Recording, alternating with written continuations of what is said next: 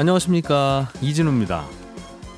개정된 주택임대차보호법, 그러니까 이른바 임대차 3법이라고 불리는 법이 시행된 지 1년이 지났는데요.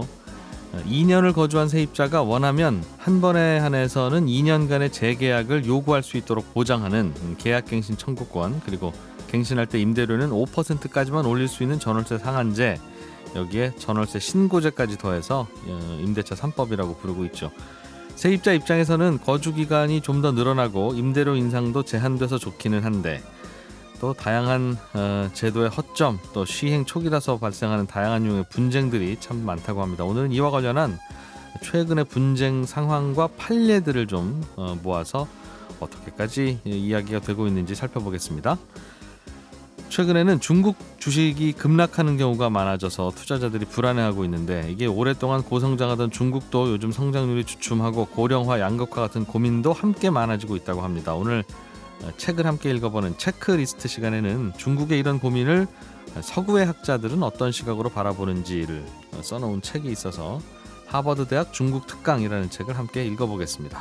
손에 잡히는 경제 플러스 바로 시작하겠습니다.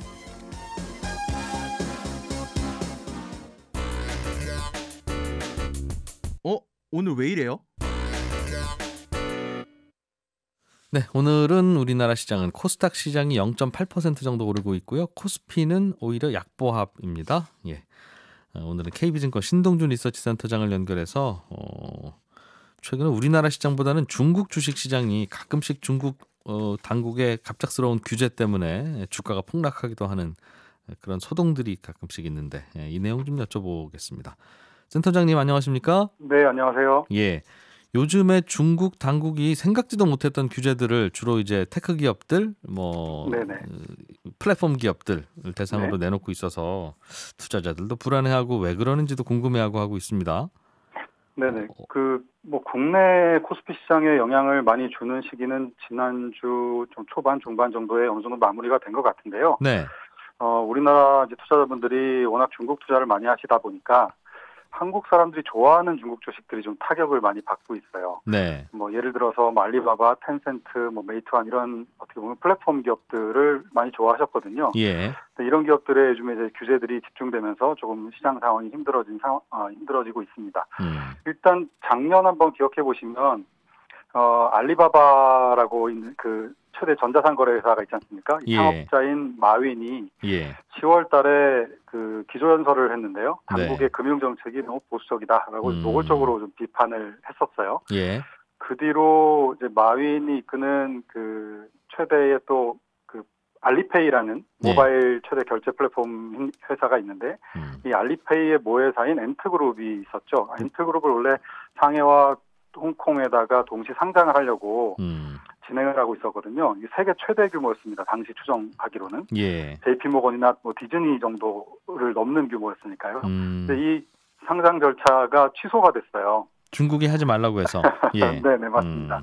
네, 그 뒤로 올해도 보면 텐센트 같은 기업에다가는 음원에 대한 독점 판권을 포기해라라는 이야기를 했고, 또 이번 주 어젠가요? 그저께는 온라인 게임은 정신적인 아편이다. 이런 표현까지도 이제 관영 언론에서 이야기가 좀 나오고 있습니다. 이런 이제 플랫폼 기업들에 대한 규제가 최근에 교육 산업으로 좀 확산이 됐고요. 이 학교의 교과 과정을 가르치는 모든 사교육 기업들에 대해서 영리성 사업을 금지를 했고요.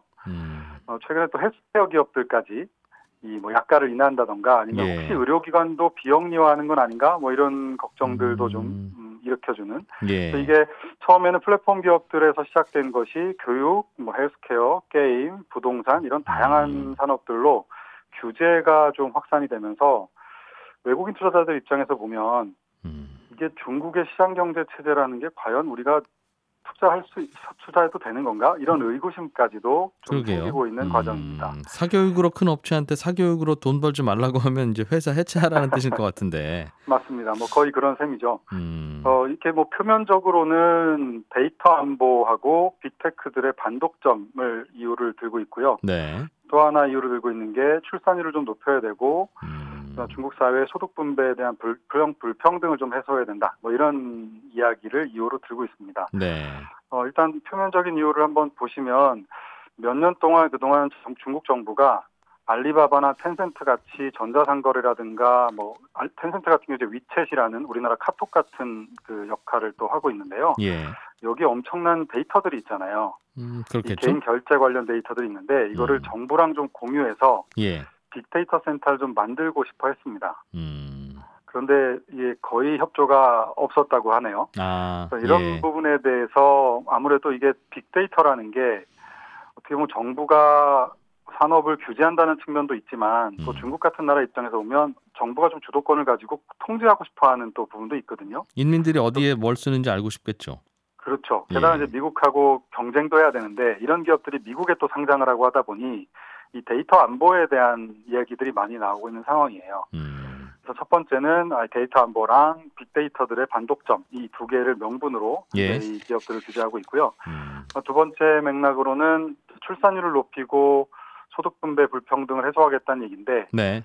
아무래도 우리나라랑 비슷하죠. 뭐 출산율이 왜 낮냐라고 하면 뭐 교육비, 주거비, 의료비 이런 부담이 너무 크다. 예. 그러니까 사교육보다는 공교육을 좀 강화하고 또 이 교육 데이터들도 또 역시 이 젊은 층들이 어떤 니즈들이 있고 어떤 뭐 꿈이 있는지 이런 것들에 대해서도 또 데이터가 있으니까 네. 이런 미래 경제 주체들의 성향을 좀 확보하고 싶은 또 이런 부분도 좀 있는 것 같아요. 네. 그래서 겉으로는 말씀드린 두 가지를 들고 있지만 궁극적으로는 이 산업을 좀 규범화하겠다라는 명분을 가지고 빅데이터를 확보해서 정부의 주도권이나 통제권을 좀 강화하려는 이런 것들이 기본적인 이 배경이 아닌가 싶습니다. 그렇게 추측하시는군요. 그렇다면 일단은 금지시켜 놓고 네네. 이제 조건을 다음에 내걸면서 정부한테 그런 데이터를 다 공개하면 하게 해줄게.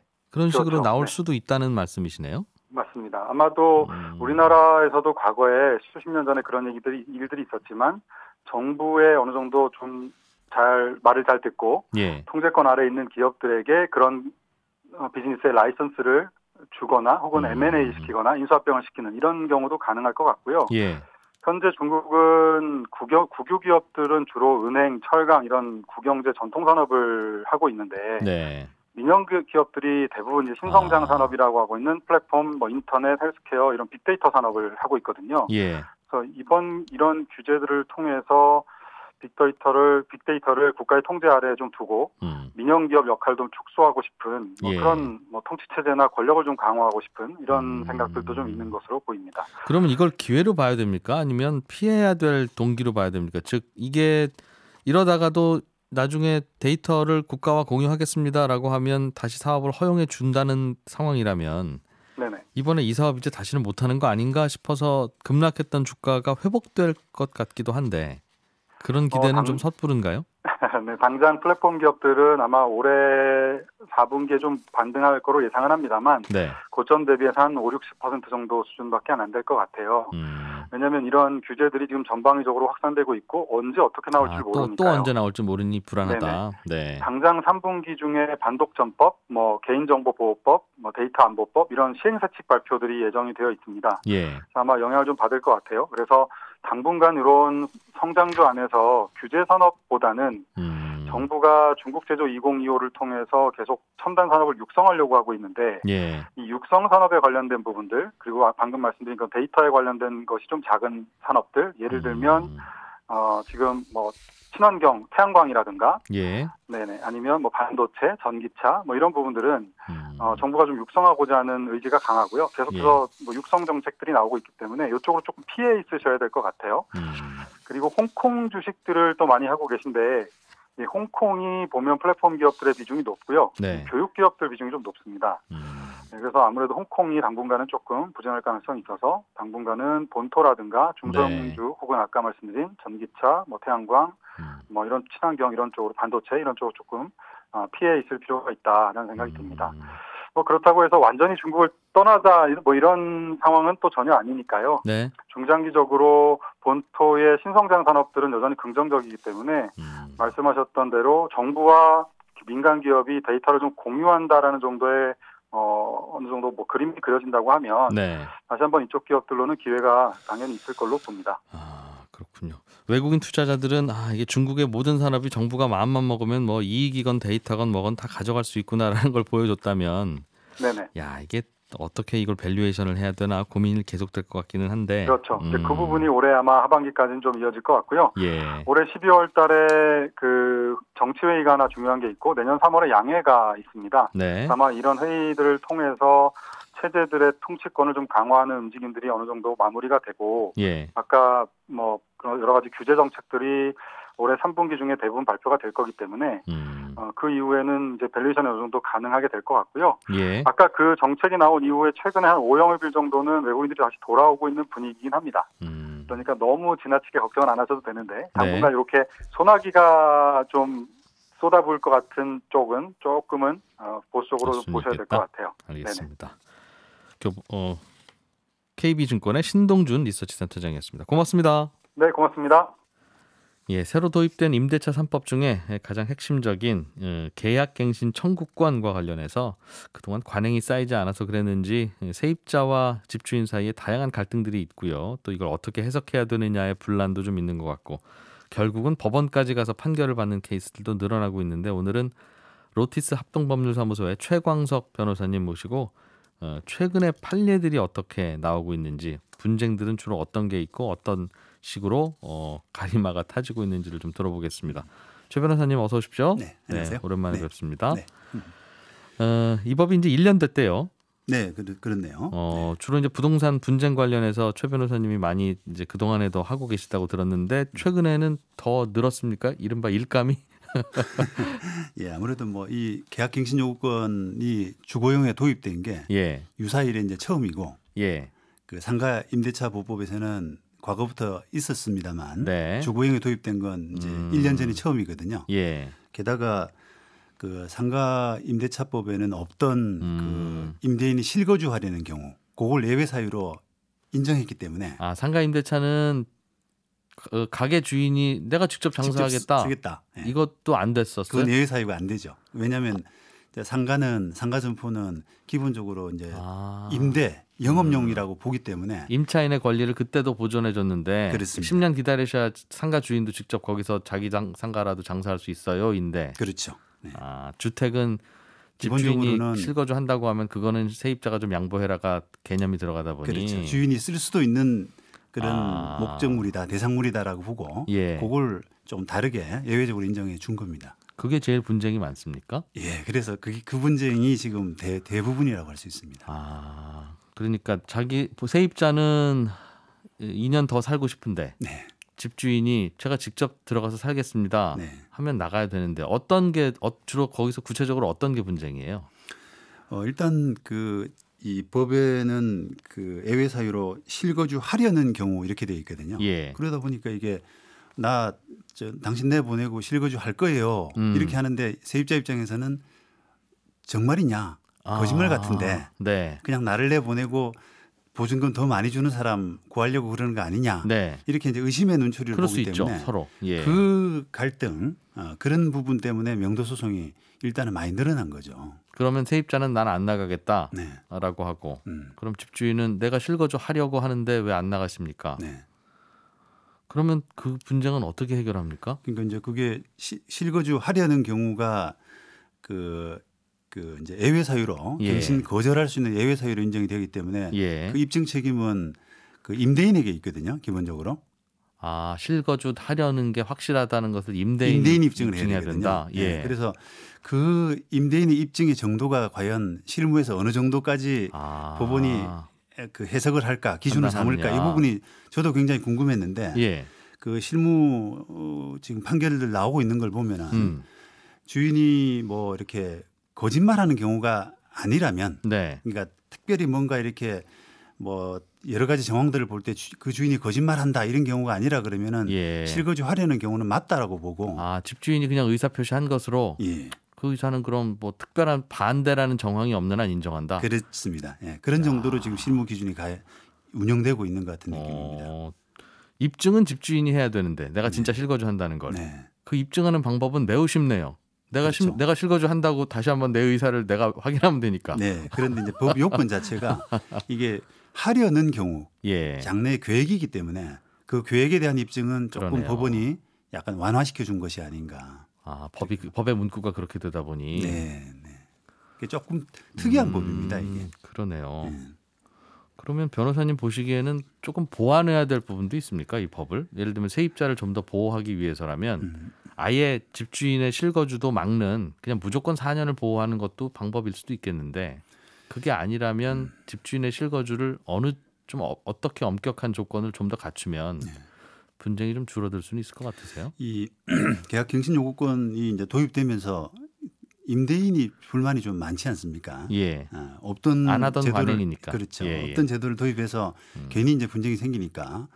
하지만 이게 그 임차인에게 계약갱신 요건을 주느냐 아예 안 주느냐 과거처럼 네. 예. 그런 부분에서는 임차인 권리 보호를 위해서 뭐 줄 만한 어떤 필요성 이런 부분이 있다고 보거든요. 네네. 자, 그런데 그걸 무작정 준다라고 이렇게 법을 만들지 않고 그래도 주인이 실거주하는 경우에는 네. 내보낼 수 있다. 갱신 요구 행사하지 못하고 그런 법으로 이제 예외적으로 했기 때문에 약간 저는 균형을 맞춘 입법이라고 생각을 합니다. 원래 입법 취지가 그랬겠죠. 집주인의 그렇죠. 반발을 좀 줄이라는 또 생각도 있었을 거고. 그렇죠. 예. 네. 그런데 그게 이제 집주인이 실거주하려는 경우라는 약간 미래적인 부분이기 때문에 분쟁의 어떤 그 빌미는 있다. 빌미는 내포를 하고 있는 거죠. 법 자체가. 그래서 이걸 과연 제 입장에서도 뭘 법을 잘 못 만들었다고 하는데 어떻게 고칠 거냐라고 하게 되면은 문제는 계속 사실은 생기는데. 대안이 사실 없지 않나라는 생각이 들어요. 그렇군요. 이걸 그냥 지금처럼 판례에서 이렇게 그 충돌해 나가고 분쟁이 해 나가면서 네. 좀 이렇게 다듬어둬야 되지 않을까. 알겠습니다.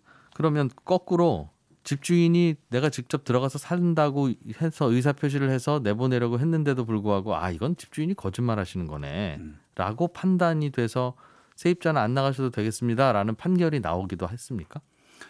지금 저도 이제 오기 전에 대법원 하급심 판례들을 쭉 찾아봤는데 이게 소개된 판례들이 많이 없더라고요. 아직은 뭐 많이 쌓이지는 않았겠죠. 시간도 그런데 그렇고. 제 경험상으로 이제 요 관련된 판례들을 쭉 보니까 대체로 주인이 거짓말하는 게 명백하지 않다 그러면 대부분은 그냥 임차인이 나가는 쪽으로 판결을 하고 있습니다. 그리고 법원 생각은 그 법 자체가 이제 그 주인이 거짓말해서 다른 세입자를 뭐 드린다거나 그럴 때는 그 손해배상을 조금 이렇게 나중에 사후에 손해배상을 조금 이렇게 명확하게 한 그런 입법이기 때문에 그걸로 해결돼야 되는 것이 아니냐 그렇게 보는 것 같아요.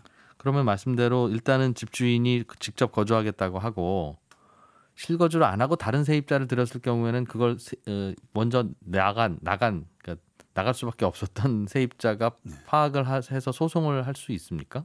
그렇겠죠. 그렇죠. 손해배상 청구권이 있고 그 손해배상의 기준도 조금 일반적인 경우보다는 좀 강화했거든요. 그래서 법원도 주인이 하겠다고 하니까 그걸 믿고 일단 나가시고 그다음에 손해배상 부분으로 해결하는 게 입법 취지 아니냐 이렇게 이제 법원이 보는 것 같아요. 손해배상 금액은 대충 어느 정도입니까? 이제 계약갱신 요구권을 행사를 하게 되면 2년 더 살게 되지 않습니까? 그러면 2년 더 살지 못하고 중간에 나가서 실제로 입은 손해를 입증할 수도 있고요. 이게 이제 원칙적인 부분이고. 그런데 이제 그거는 쉽지가 않거든요. 쉽지 않죠. 같은 집에서 살았다는 조건이 아니라 그렇습니다. 저 이래서 전세금 더 냈습니다라고 하면 더 좋은 집 아닙니까 할 수도 있고. 그렇죠. 맞습니다. 그래서 그게 입증이 쉽지 않으니까 법에서는 그거 원칙적인 손해 말고 두 가지 더 기준을 이제 인정을 해가지고 그게 뭐 환산 월차임이라 그래서 환산 월차임에 뭐 3개월치라든지 이게 월세였으면 받았을 3개월치 월세. 그렇습니다. 그다음에 또 뭐 새로 세입자를 들였을 때 그 세입자가 낸 보증금하고 차액을 2년치를 다 문다든지. 알겠습니다. 뭐 그런 정도. 그렇게 되고 있군요. 이건 어떻습니까? 청취자 중에 이미영 씨께서 3개월이 지났는데 내가 집을 나간 지 세입자이신 모양이에요. 근데 집주인이 들어오지도 않는다. 새로운 세입자를 받지도 않고 있다. 그냥 비워놓고 있다 지금. 집주인이 들어오겠다고 했는데. 석 달이면 이거는 약속 안 지킨 거 아닌가라는 이제 생각이 드시는 모양이에요. 어떻게 판단해야 됩니까? 일단 그 법은 지금 그런 계약갱신 요건을 부당하게 이제 거절하고 다른 세입자를 들였을 때 손해배상을 하도록 이렇게 돼 있거든요. 그래서 이걸 그런 입법 취지에서 보자 그러면은 주인이 그냥 비워놓을 목적으로 세입자를 내보내는 경우는 사실 그걸 손해 그러니까 불법행위라고 보기에는 좀 어려운 거죠. 집은 내가 입주하려고 하고 네. 입주 시점은 집주인이 알아서 들어가는 것까지도 집주인의 권리라고 본다. 그렇죠.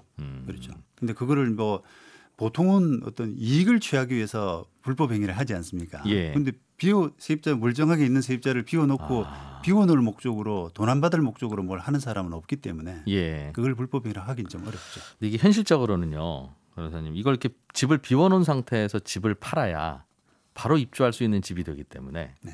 세입자가 있는 집은 요즘은 잘 안 팔린다고 하잖아요. 그렇죠. 예.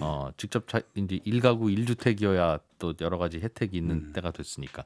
그래서 비워놓은 자체가 나중에 매매 가격을 좀 더 높일 수 있는 수단이라서 그래서 일부러 비워놓는 경우들도 꽤 있는데 세입자를 내보내고 네네.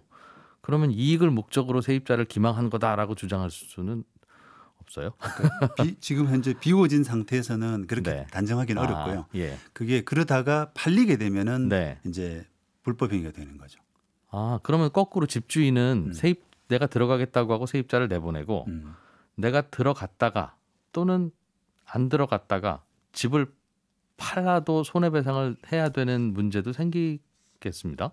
네, 그러니까 이제 손해배상을 안 해주기 위해서 예. 뭐 잠깐 들어갔다가 또 팔아버리는 이런 경우 그런 경우에 불법 행위로 인정되느냐라고 하는 부분이 논란이 될 수밖에 없는 거예요. 알겠습니다. 집주인이 실거주하는 것과 관련한 논란은 뭐 한 이 정도로 정리하면 현재 상황까지는 파악이 되는 것 같고 네.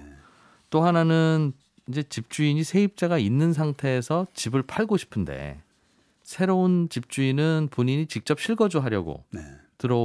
그 집을 구매하려는 상황. 네. 그럴 때 중간에 끼어 있는 세입자는 새로운 집주인이 실거주한다고 하면 나가야 되느냐, 아니면 2년 더 살 수 있느냐. 네. 이 문제도 또 꽤 논란이 되더군요. 그렇습니다. 그게 법리적으로 상당히 우리 법조계에서도 이제 논란이 됐었는데 예. 그게 입법 초기 작년 7월 말인데요. 작년 7월 말 그 입법 시행이 되면서 바로 이제 그런 문제가 좀 이슈화 됐거든요. 네, 그래서 네. 국토부에서 이제 기준을 마련해 가지고 그 갱신 요구권 행사가 그 계약 만기로부터 6개월 전에는 이제 해야 되기 때문에 예.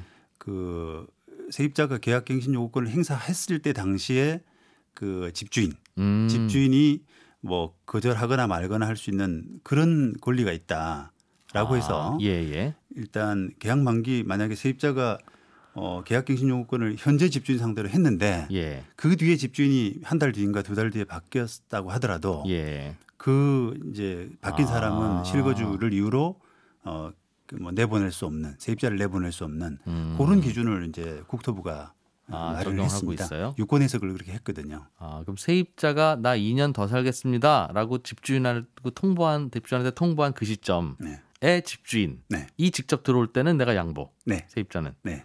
근데 그 이후에 집주인이 바뀌었으면 세입자는 그냥 권리 보호. 그렇습니다. 그렇게 이제 조금 명백하긴 하죠, 그게. 그렇긴 하네요. 그게 이제 뭐 그 예. 주택임대차 보호법상의 대항력 법리라든지 이런 법리에 비춰 보면은 조금 이제 어색한 부분이 있긴 한데 예. 그게 조금 그 세입자 그 보호라든지 어떤 뭐 시장의 어떤 혼란 네. 이런 부분을 막는 데 있어서는 좀 명백한 기준이 되고 예. 판례도 지금 현재 그렇게 나오고 있습니다. 있어요? 네. 그러면 세입자는 가능하면 더 살고 싶다면 만기 6개월 남겨놓은 순간부터는 계약 연장, 계약 갱신 청구권을 행사한다는 의사를 표시할 수 있다고 하니 6개월 남은 바로 그 시점 제일 빨리 할 수 있는 때 가능하면 빨리 그렇죠. 해야 되겠네요. 네, 그렇습니다. 그렇게 하고 나면 그 뒤에 뭐 집주인이 바뀌든 안 바뀌든 집주인이 뭐 어떻게 하든 상관없이 살 수 있다. 살 수 있는데 근데 세입자가 6개월이 남았는지도 잠깐 바쁘게 살다 보면 잊어버릴 수도 있고 그러다 보면 그냥 나는 다음에 계약갱신 청구권 해야지라고 갖고 있다가 이제 계약 만기가 예를 들면 12월 말이라고 가정해서 한 11월 달쯤에 집주인한테 연락해서 저 계약갱신 청구권 쓰겠습니다라고 하면 그때는 그때보다 빨리 집주인이 바뀌었다면 바뀐 집주인이 들어와서 살 수 있는 거겠네요. 그렇죠. 바뀐 집주인이 바뀌었다면 그 바뀐 집주인이 실거주를 이제 이야기한다면 그 집주인한테 나가야 되는 거죠. 그러면 집주인이 바뀔 수도 있으니까 세입자는 가능하면 빨리 계약갱신 청구권을 행사하는 게 좋다. 예, 그렇습니다. 또 이제 반대로 이걸 그 매매하려고 하는 사람들이 있거든요. 그 세입자를 끼고 이제 매매를 이렇게 할 때는 네. 그 임대차 만기를 좀 따져가지고 예. 6개월 이전에 만기 6개월 이전에 이전 등기를 하시면 예. 그 세입자를 내보낼 수 있다라고 하는 결론이 되기 때문에 예. 그거 조금 그 언저리에서 뭔가 잔금 치르고 할 때는 알겠습니다. 조금 서두르시는 게 집을 사시는 분 입장에서는 적어도 6개월보다는 많이 남겨놓고 사야 된다. 네. 그 집을 살 땐. 네. 그러니까 바로 입주는 어렵게 되겠군요. 그럼 결국은 세입자 있는 집을 살 때는. 예, 잔금을 이제 이전 등기를 6개월 전에 치르면 네. 세입자를 내보낼 수 있는 어떤. 알겠습니다. 로티스 합동법률사무소의 최광석 변호사와 함께 최근에 임대차 보호법, 임대차 3법과 관련해서 분쟁 사례들 크게 두 가지 어떻게 판결되고 있는지 기준을 알아봤습니다. 고맙습니다. 잘 들었습니다, 변호사님. 네. 네. 마침 앞서서 주식시장 이야기할 때도 중국 주식시장이 요즘 흔들흔들 하고 있고 그 원인은 중국 정부의 강한 규제 때문이다라고 설명을 들었는데 오늘 저희 좋은 책 같이 읽어보는 체크리스트 시간에도 이 중국의 고민에 대해서 미국의 전문가들은 어떻게 생각하고 있는지를 아마 담은 책인 것 같습니다. 중앙일보 남국민 기자와 함께합니다. 어서 오세요. 예, 안녕하세요. 이 책은 책 제목은 중국 책 제목이 뭐죠? 이제 하버드 대학 중국 특강. 예. 하버드 대학 교수들이 쓴 책입니까? 예, 이게 저자가 하버드 대학 중국 연구소, 페어뱅크 중국 연구소라는 곳인데요. 네. 설립된 지 60년이 된 곳이고 중국학 쪽에서는 굉장히 권위가 있는 기관입니다. 예. 발행된 지는 조금 된 책인 것 같아요. 발행된 건 2018년에 발행이 됐거든요. 원서가. 예. 그러다 보니까 코로나 얘기는 안 담겼지만 트럼프 대통령 당선 이후여서 네. 좀 그런 국제관계 문제까지는 담겨 있습니다. 결론부터 말씀드리면 중국에 대해서 좀 긍정적으로 본 책이에요? 아니면 좀 부정적으로 본 겁니까? 시각이? 중국 얘기하면은 굉장히 긍정적인 얘기 아니면 부정적인 맞아요. 얘기 둘 중에 하나잖아요. 네. 사실. 중국은 독립적인 언론이 없다 보니 굉장히 좋은 얘기가 나오고 서구 언론 아무래도 비판적으로 보는 편인데 네. 이 책은 머릿말에서부터 그 얘기를 하고 들어가요. 너무 편향된 정보가 많다. 자기들이 보기에도. 그래서 최고의 석학을 자기들이 골라서 네. 36가지 질문을 던지는 방식으로 진행이 되거든요. 그러니까 다양한 질문을 던져서 네. 각 분야 전문가가 최대한 객관적으로 쓰자.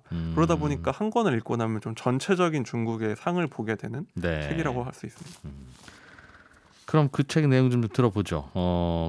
결국은 중국의 요즘 고민이 뭐냐. 이게 제일 핵심으로 들어가는 빠른 질문일 것 같은데. 예.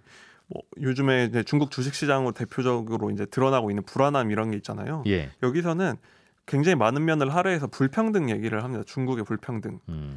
그 중국의 이제 불평등 문제를 보통 이제 진위 개수라는 걸 통해서 이제 측정을 하는데 네. 이게 1에 가까우면 굉장히 불평등한 거고 0이면 가장 평등한 상태인데 예.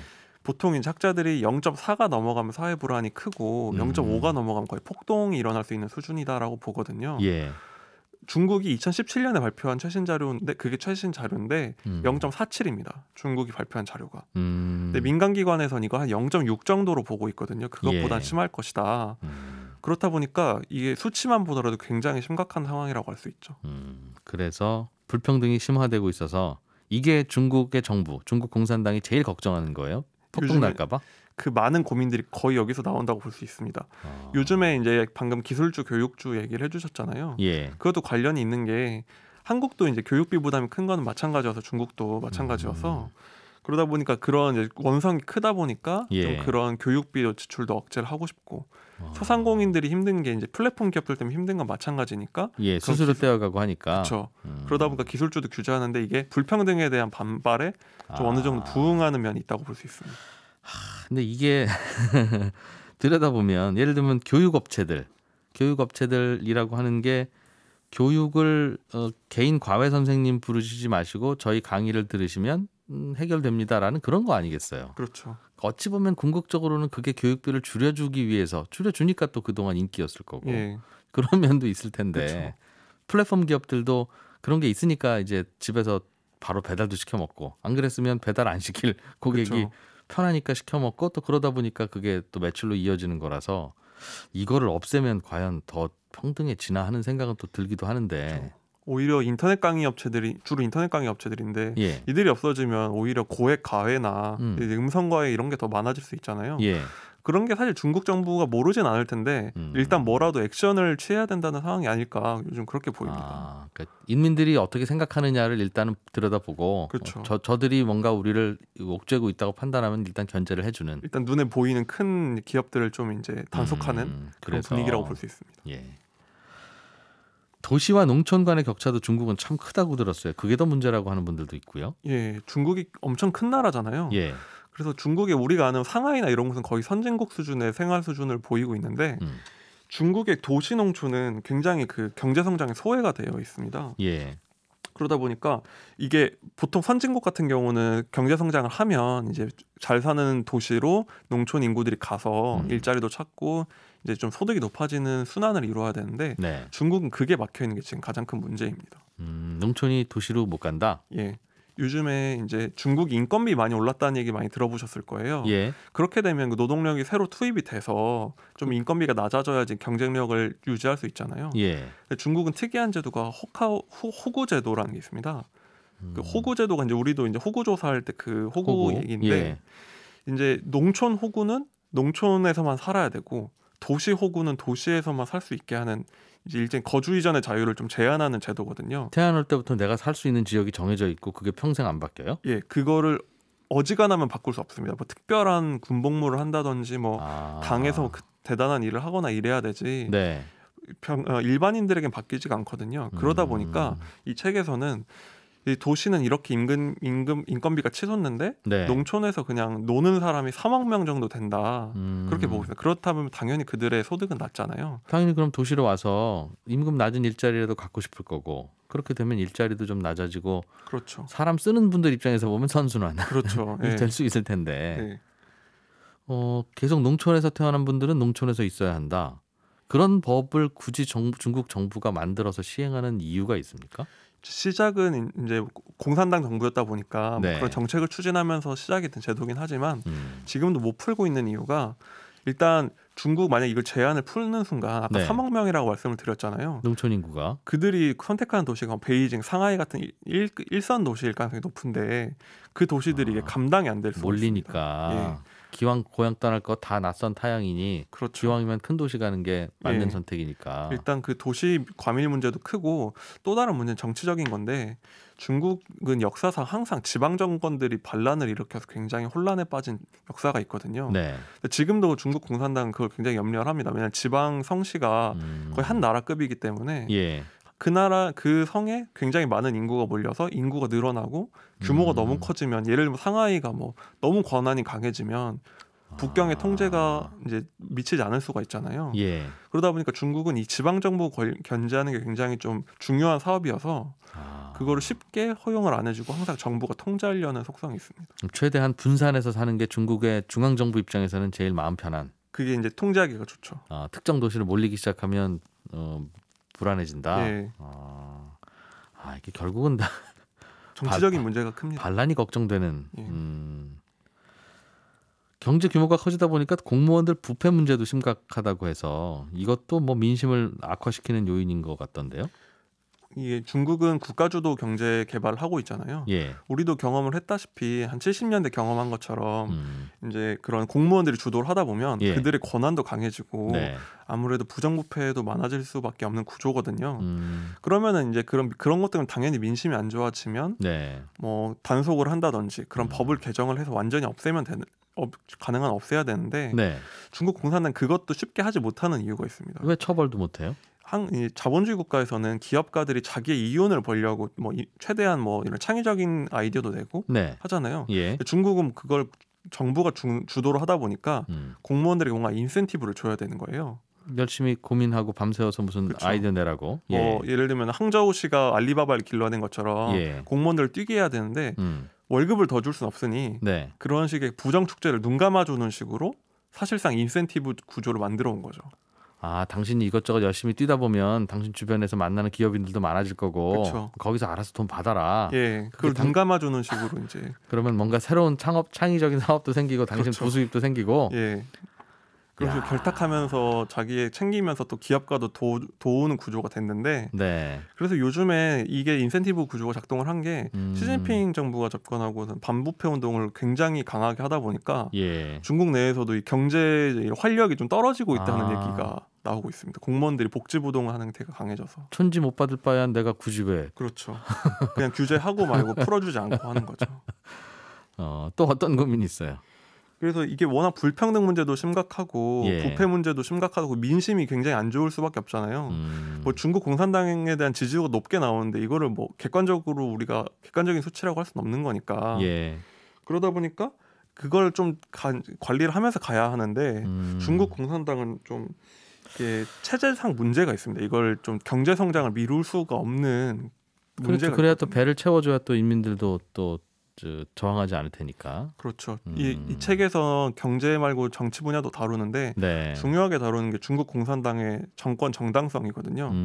보통 정부들은 이제 선거를 통해서 이제 계속 입증을 받잖아요. 예. 중국 공산당은 사실 선거도 하지 않는데 계속 지금 일당 독재를 하고 있기 때문에 그래서 되게 마음 편할 줄 알았어요. 근데 오히려 자기들이 뭔가 입증해주지 않으면 장기 집권의 예. 명분이 사라지니까 그렇죠. 인민들 입장에서는 왜 저당만 일당 독재를 하지라는 의문이 나올 수 있는 구조다. 그 순간 명분이 다 무너지니. 그렇죠. 그러니까 이 경제 성장을 늦출 수가 없는 문제가 있습니다. 참 이래도 안 되고 저래도 안 되네요. 그러니까 굉장히 딜레마 상황이라고 할 수 있죠. 속도를 내기도 힘들고 문제도 너무 많고. 그렇군요. 큰 나라 운영하는 게 참 쉽지는 않은데 의외로 고민이 많네요. 예. 그래서 지금 G2 국가가 돼서 굉장히 네. 뭐 앞날이 좋아 보이기만 하는데 이런 고민도 많고 사실 1만 불을 2년 전에 또 달성을 했는데 보통 1만 불 달성하고 굉장히 침체 겪는 경우가 많거든요. 네. 정체된 경우가. 그래서 그런 고민들이 좀 종합적으로 담긴 책이라고 보시면 될 것 같습니다. 예. 중앙일보의 남국민 기자와 함께했습니다. 고맙습니다. 예, 감사합니다. 예, 손에 잡히는 경제 플러스까지 오늘 마무리하겠습니다. 방송 내용 혹시 다시 들으실 분들은요, 저희 홈페이지 게시판 아니면 팟캐스트 이용하시면 다시 들으실 수 있습니다. 저는 내일 아침 8시 30분에 다시 옵니다. 이진우였습니다. 더 깊고 더 재미있는 경제 이야기. 이진우의 손에 잡히는 경제 플러스.